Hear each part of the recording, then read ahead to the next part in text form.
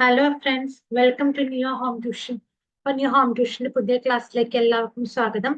അപ്പം നമ്മൾ കഴിഞ്ഞ രണ്ട് ക്ലാസ്സിൽ നമ്മൾ ഡിസ്കസ് ചെയ്തുകൊണ്ടിരുന്ന എന്തായിരുന്നു? സെൽ സ്ട്രക്ചർ ആൻഡ് ഫങ്ഷൻ എന്ന് പറഞ്ഞ ചാപ്റ്റർ ആയിരുന്നു അല്ലെ? അപ്പൊ അതിന്റെ ഇന്ന് കണ്ടിന്യൂഷൻ ആയിട്ടാണ് നമ്മൾ പഠിക്കാൻ പോണേ. അപ്പൊ അതിന് മുന്നേ ഒരു കാര്യം ചോദിക്കട്ടെ. ഞാൻ കഴിഞ്ഞ ക്ലാസ്സിൽ ഒരു ക്വസ്റ്റ്യൻ ചോദിച്ചായിരുന്നു അല്ലെ? Which gas is used as fire extinguisher എന്ന്. അതിന്റെ ആൻസർ എന്താ കിട്ടിയേ? അതിന്റെ ആൻസർ കാർബൺ ഡൈ ഓക്സൈഡ് ആട്ടോ. കാർബൺ ഡൈ ഓക്സൈഡ് ആണ് നമ്മൾ ഫയർ എക്സ്റ്റിങ്യൂഷർ ആയിട്ട് ഉപയോഗിക്കുന്നത്. നമ്മുടെ ലൈവ് സെക്ഷൻ 8 മണി തൊട്ടുണ്ടേ. അപ്പം എല്ലാവരും അറ്റൻഡ് ചെയ്യണം കേട്ടോ. ലിങ്ക് ഞാൻ ഇടാം. നമ്മുടെ ഫ്രണ്ട്സിനൊക്കെ ഷെയർ ചെയ്ത് കൊടുക്കണം. നമുക്ക് നമ്മുടെ ക്ലാസ്സിലേക്ക് പോകാം.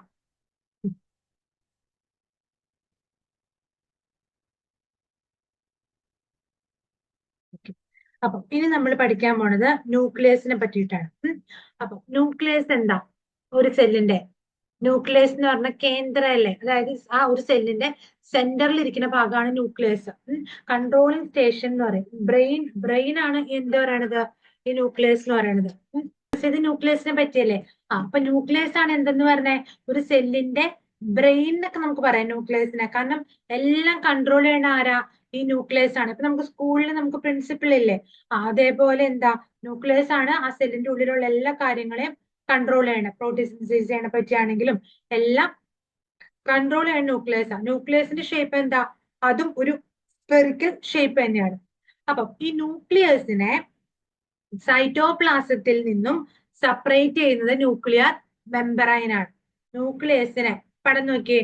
ഇപ്പൊ ഈ കാണുന്നതാണ് ന്യൂക്ലിയസ്. പടം കണ്ടോ? ഇതാണ് എന്ത്? ന്യൂക്ലിയസ്. ആ ന്യൂക്ലിയസിനെ അതിന് ഏറ്റവും പുറമെ സൈറ്റോപ്ലാസം ഉണ്ടല്ലോ. സൈറ്റോപ്ലാസം സെപ്പറേറ്റ് ചെയ്യുന്നതാണ് എന്ത്? Nuclear membrane. ഈ ന്യൂക്ലിയർ മെമ്പറൈന്റെ അവിടെ ആ ന്യൂക്ലിയസിൽ കുറെ പോസ് ഉണ്ട്. ചെറിയ ചെറിയ ഹോൾസ് ഉണ്ടോ? സബ്സ്റ്റൻസ് ഉള്ളിലേക്കും പുറത്തേക്കും ഒക്കെ പോകാൻ വേണ്ടിയിട്ടാ ഈ ഉള്ളില്. പിന്നെ ന്യൂക്ലിയസിന്റെ സെന്ററിൽ ആരാ ഉള്ളതെന്ന് നോക്കിയേ. എന്താ ഉള്ളത്? ന്യൂക്ലിയോലസ് ഉണ്ട്. ന്യൂക്ലിയസിന്റെ സെന്ററിലുണ്ട്. പിന്നെ അതിന്റെ നോക്കിക്കേ, ന്യൂക്ലിയസിന്റെ ഉള്ളിൽ നോക്കിക്കേ, കുറച്ച് വര വര പോലെ ത്രെഡ് പോലെ സംഭവം കണ്ടോ? അത് നമ്മൾ ക്രൊമാറ്റിൻ എന്ന് പറയും. അതായത് ഈ ന്യൂക്ലിയസിന്റെ ഉള്ളിലുള്ള ന്യൂക്ലിയോലസ് നമ്മുടെ സൈറ്റോപ്ലാസം, ഇപ്പൊ നമ്മുടെ സെല്ലിന്റെ ഉള്ളിൽ എങ്ങനെയാണോ സൈറ്റോപ്ലാസം, അതേപോലെ ന്യൂക്ലിയസിന്റെ ഉള്ളിൽ ന്യൂക്ലിയോപ്ലാസം ഉണ്ട്. ഈ ന്യൂക്ലിയോപ്ലാസത്തിന്റെ ഉള്ളിലാണ് ന്യൂക്ലിയോലസ് ഇരിക്കുന്നത്. മനസ്സിലായോ? സെല്ലിന്റെ ഉള്ളില് ന്യൂക്ലിയസ് ഇരിക്കുന്ന പോലെ ന്യൂക്ലിയസിന്റെ ഉള്ളില് ആരുണ്ട്? ന്യൂക്ലിയോലസ് ഉണ്ട്. അപ്പൊ ന്യൂക്ലിയോലസിന്റെ ചുറ്റും ന്യൂക്ലിയോ പ്ലാസം ഉണ്ട്. ഓക്കെ, ക്ലിയർ ആണോ? അതാണ് ന്യൂക്ലിയസിന്റെ സ്ട്രക്ചർ. ഇനിയുള്ളതാണ് ക്രോമസോം. ക്രോമസോം എവിടെ ഇരിക്കണേ? ക്രോമസോം ന്യൂക്ലിയസിലാണ് ഇരിക്കുന്നത്. ഈ ക്രോമസോം ഇങ്ങനെ ത്രെഡ് പോലത്തെ സ്ട്രക്ചറാ ക്രോമസോം. ഈ ക്രോമസോമിന്റെ ഉള്ളിലാണ് എന്തുള്ളേ? നമ്മുടെ DNA ഉള്ളത്. DNA. ഈ DNA ആണ് എന്ത് ചെയ്യണേ? നമ്മുടെ ക്യാരക്ടറിന് എന്താ ക്യാരക്ടർ, നമ്മൾ എന്ത് സ്വഭാവമുള്ള ആൾക്കാരാണ്, നമ്മുടെ ക്യാരക്ടറിനെ നമുക്ക് ഓരോന്നില്ല. നമ്മുടെ ഹെയറിന്റെ കളറ്, ഐയുടെ കളറ്, അങ്ങനെ എല്ലാം ആരാ തീരുമാനിക്കണേ? ആരാ? DNA തീരുമാനിക്കണേ. അപ്പം ഈ DNA ആണ് നമുക്ക് ഇവിടെ നിന്ന് കിട്ടണേ. നമുക്ക് ജീൻസ് നമുക്ക് നമ്മുടെ പേരൻസിൽ നിന്നായിരിക്കും കിട്ടണേ. പേരൻസിന് അവരുടെ പേരൻസിൽ നിന്നായിരിക്കും കിട്ടണേ. അപ്പൊ എന്തുണ്ടാവും? ആ DNA തന്നെ എന്തുണ്ടാവും? ഹെറിഡിറ്റി ഉണ്ടാവും. അതായത് പേരന്റിന് മാത്രമല്ല, അവരുടെ പേരന്റിന്റെ അവരുടെ സ്വന്തക്കാരുടെയും എല്ലാം ക്യാരക്ടേഴ്സ് അതിനകത്ത് കാണും. അപ്പൊ ക്രോമസോം ഉണ്ടാക്കിയിരിക്കുന്ന എന്ത് വെച്ചിട്ടാന്ന് പറഞ്ഞേ? DNA വെച്ചിട്ടാ അല്ലെ? DNA ഉണ്ട്. ഈ ക്രോമസോമിന് എന്തുണ്ട്? ഇൻഹെറിറ്റൻസ് ഇൻഫർമേഷൻസ് ഉണ്ട്. അതാണ് അടുത്ത ജനറേഷനിലേക്ക് പാസ് ചെയ്ത് പോണേ. ക്രോമസോമിന്റെ സ്ട്രക്ചർ ഉണ്ടോ? ക്രോമസോം ഒരു ത്രെഡ് പോലത്തെ സ്ട്രക്ചർ ആണ്. പക്ഷെ ഇതേപോലെയായി മാറും സെല്ല് ഡിവൈഡ് ചെയ്യുന്ന സമയമൊക്കെ ആവുമ്പോഴത്തേക്കും. ക്രോമസോം പല ടൈപ്പ് ഉണ്ട് കേട്ടോ.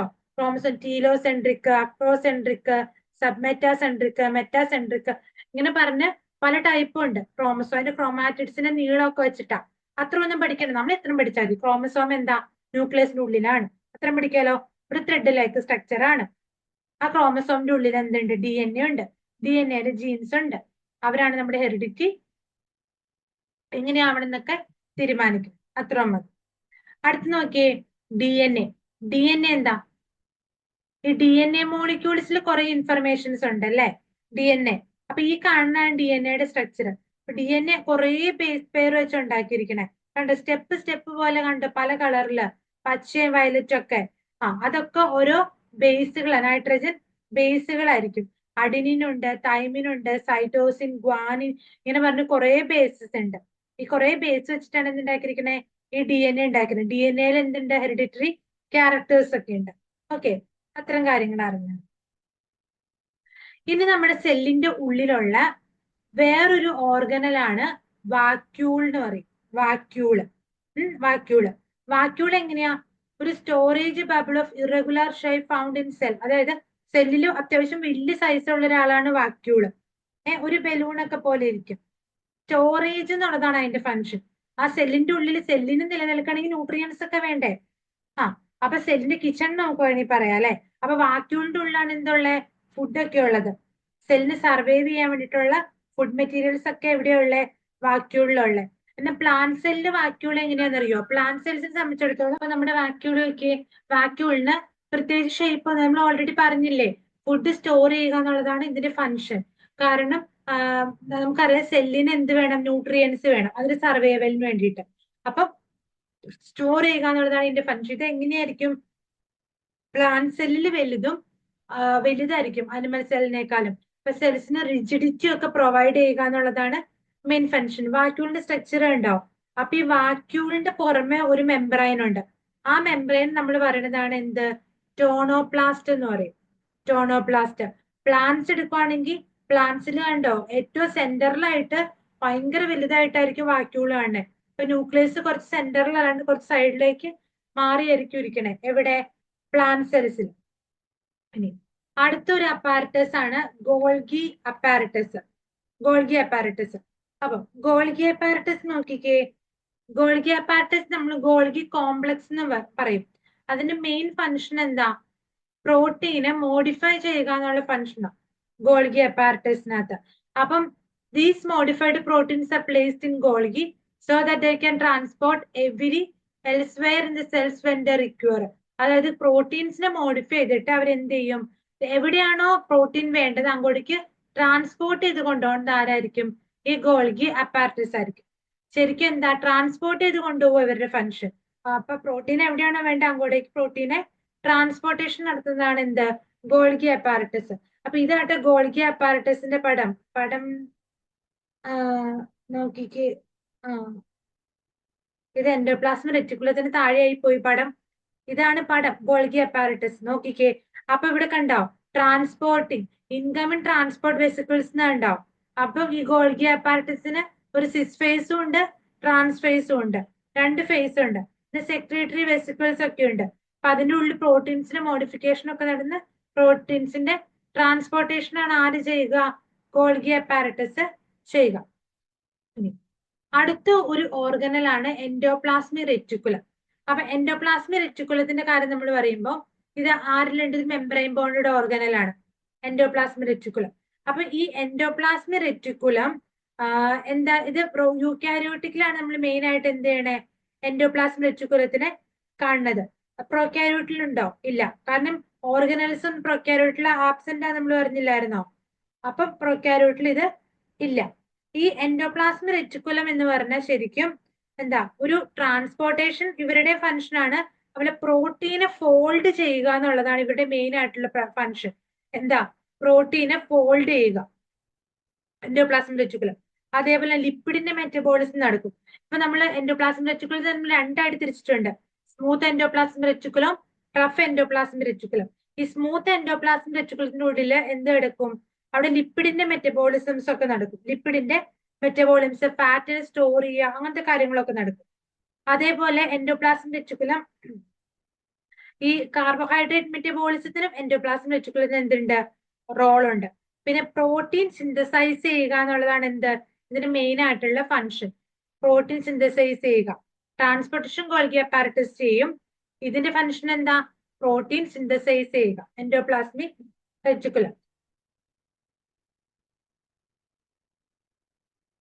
കണ്ടോ, എൻഡോപ്ലാസ്മിക് റഫ് എൻഡോപ്ലാസ്മിക് റെറ്റിക്കുലം എന്ത് ചെയ്യും, പ്രോട്ടീനെ സെക്രീറ്റ് ചെയ്യും. സ്മൂത്ത് എൻഡോപ്ലാസ്മിക് റെറ്റിക്കുലോ അത് ഫോസ്ഫോലിപ്പിഡ്സ് ഒക്കെ സെക്രീറ്റ് ചെയ്യും. കാരണം നമ്മുടെ സെൽ മെമ്പറൈൻ എടുക്കുവാണെങ്കിൽ നമ്മുടെ സെൽ മെമ്പറൈൻ ഫോസ്ഫോലിപ്പിഡ്സ് ഒക്കെ വെച്ചല്ലേ ഉണ്ടാക്കിയിരിക്കണേ. അപ്പൊ നമ്മുടെ സെല്ലിന്റെ ഫംഗ്ഷനും കാരണം നടക്കണമെങ്കിൽ സെൽ മെമ്പറൈൻ വേണം. ഈ സെൽ മെമ്പറൈൻ ഉണ്ടാവണമെങ്കിൽ ഫോസ്ഫോലിപ്പിഡ്സ് വേണം. അപ്പം ഈ ഫോസ്ഫോലിപ്പിഡ്സ് ഒക്കെ ഫോർമേഷൻ ആര് ഹെൽപ്പ് ചെയ്യും, സ്മൂത്ത് എൻഡോപ്ലാസം റെറ്റിക്കുലം ഹെൽപ്പ് ചെയ്യും. They also transport product of rough endoplasm reticulum to other part of cell like Golgi apparatus. ഈ റഫ് എൻഡോപ്ലാസം റെറ്റിക്കുലത്തിന്റെ പ്രോഡക്റ്റ് എന്താ? പ്രോട്ടീൻ. ആ പ്രോട്ടീനെ എങ്കോടെ ഗോൾഗി അപ്പാരറ്റസിലേക്ക് എത്തിക്കാനും ആരെ സഹായിക്കും? സ്മൂത്ത് എൻഡോപ്ലാസം റെറ്റിക്കുലം സഹായിക്കും. ഗോൾഗി അപ്പാരറ്റസ് എന്ത് ചെയ്യും? അതിനെ പല പല എവിടെയാണ് പ്രോട്ടീൻ വേണ്ടത് അങ്ങോട്ടേക്കൊക്കെ ട്രാൻസ്പോർട്ടേഷൻ ചെയ്തോളും. അപ്പം എൻഡോപ്ലാസം റെറ്റിക്കുലം എന്താ? രണ്ട് ടൈപ്പ് ഉണ്ട്, smooth endoplasmic reticulum, rough endoplasm reticulum. Rough endoplasm reticulum ആണെങ്കിൽ പ്രോട്ടീൻ സിന്തസൈസ് ചെയ്യും. സ്മൂത്ത് എൻഡോപ്ലാസം റെറ്റിക്കുലം ആണെങ്കിൽ ലിപ്പിഡ്സിന്റെ സിന്തസൈസ് ആണ് മെയിൻ ആയിട്ടുള്ള ഫംഗ്ഷൻ. പിന്നെ എന്ത് ചെയ്യും? ഈ smooth endoplasm reticulum rough endoplasm reticulum ഉണ്ടാക്കണം പ്രോട്ടീനെ ഗോൾഗി അപ്പാരറ്റസിലേക്ക് ട്രാൻസ്പോർട്ടേഷൻ നടത്താനും എന്തിന് ഹെൽപ്പ് ചെയ്യും? ആരാ? Smooth endoplasmic reticulum. ഓക്കെ, ഇനി അടുത്തൊരു ഓർഗണിലാണ് ലൈസോസോം എന്ന് പറയും. ലൈസോസോം ശരിക്കും suicide bag of the cell എന്ന് പറയും. Suicide bag of the cell. ഈ ലൈസോസൈം എങ്ങനെയാ? ചെറിയ മെമ്പറൈൻ പോണ്ട ഓർഗനൽസ് ആണ്. ഈ ലൈസോസൈമിന്റെ ഉള്ളിൽ കുറെ ഡൈജസ്റ്റീവ് എൻസൈംസ് ഉണ്ട്. അപ്പൊ അവരാണ് എന്ത് ചെയ്യണേ? ആവശ്യമില്ലാത്ത സാധനങ്ങൾ ഉണ്ടല്ലോ, ഇപ്പൊ എന്താ ഡെഡ് ആയിട്ടുള്ള ഓർഗനൽസ് ഉണ്ടായിരിക്കും, അല്ലെങ്കിൽ ഓൾഡ് ആൻഡ് ഡാമേജ്ഡ് ആയിട്ടുള്ള ഓർഗനൽസ് ഉണ്ടായിരിക്കും. ഇങ്ങനെയുള്ള ഓർഗനൽസിനെ ഒക്കെ എന്ത് ചെയ്യണേ? നശിപ്പിച്ചു കളയുന്നത് ആരായിരിക്കും? ലൈസോസോം ആയിരിക്കും. അപ്പൊ അവരുടെ ഉള്ളിലുള്ള ഡൈജസ്റ്റീവ് എൻസൈംസ് വെച്ചിട്ടായിരിക്കും അവർ ഈ ഓർഗനൽസിനെയൊക്കെ നശിപ്പിച്ചു കളയുക. ഒരു ഹൈഡ്രോലൈറ്റിക് എൻസൈം മിക്സ്ചർ തന്നെ എന്തുണ്ട്? ഈ ലൈസോസൈമിന്റെ ഉള്ളിലുണ്ട്. ഈ ലൈസോസൈമിന് എന്തുണ്ട്? ഒരു മെംബ്രൈൻ ഒക്കെ ഉണ്ട്. മനസ്സിലായോ? അതാണ് ലൈസോസൈം. അപ്പം ഇത്തരം കാര്യങ്ങളാണ് നമ്മൾ ഇന്ന് പഠിച്ചത്. നമ്മൾ കുറച്ച് ഓർഗനൽസിനെ പറ്റി പഠിച്ചു. നമ്മൾ ഏതൊക്കെ ഓർഗനൽസിനെ പറ്റി പഠിച്ചേ? ലൈസോസൈം എന്നാന്ന് പറഞ്ഞു, എൻഡോപ്ലാസം റെറ്റിക്കുലത്തിന്റെ കാര്യം പറഞ്ഞു, ഗോൾഗി അപ്പാരറ്റസ് എന്താന്ന് പറഞ്ഞു, പിന്നെന്താ വാക്യൂൾസിനെ പറ്റി പറഞ്ഞു, DNA, ക്രോമസോം, ന്യൂക്ലിയസ്, ഇത്തരം കാര്യങ്ങളല്ലേ പഠിച്ചേ? ഇത്തരം കാര്യങ്ങളാണ് പഠിച്ചേ.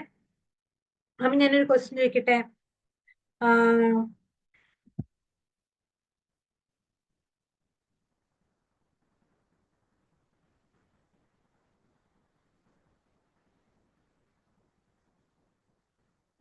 ഒരു എളുപ്പമുള്ള ക്വസ്റ്റ്യൻ ചോദിക്കാം.